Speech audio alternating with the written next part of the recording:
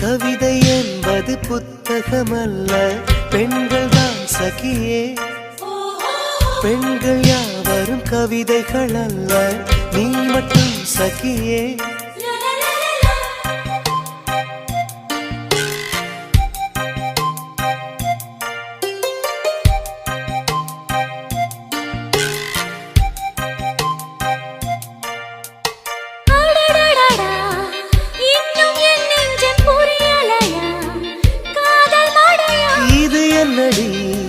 இதயம் வெளியேறி அலைகின்றதே, காதல் இதுவா? எப்படி சொல்வேன் புரியும்படி, ஆளை விடுடா. மன்னிச்சுக்கடி, காதல் செய்வேன் கட்டளைப்படி.